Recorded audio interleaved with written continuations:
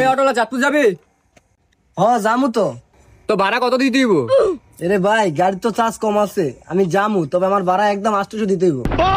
এই বেটা গাঁজা গায়ে কত বসনি বেটা, 100 টাকা ভাড়া 800 টাকা চাস?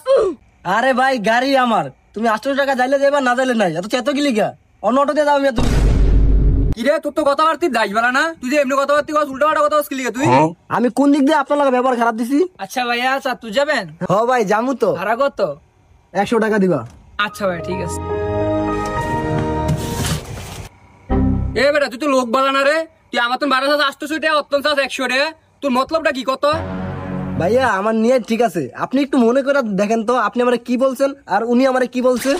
হ্যাঁ তোরে কি জিগাইছে? আমি তোরে জিগাইছি যে তুই চাঁদপুর যাবি কিনা, হ্যাঁ তো তোরে এইটি জিগাইলে যে চাঁদপুর যাবি কিনা।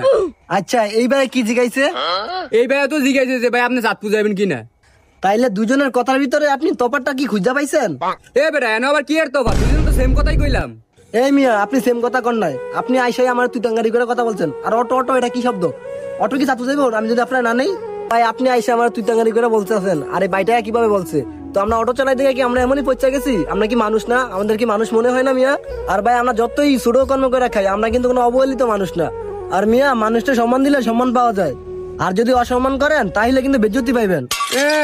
এত যদি সম্মান চাস তাহলে ব্যাংক চাকরি করে, অটো চালাস কি লিগা? অটো চালালে মানুষ এই মিলিয়ে কথাবার্তি কইব।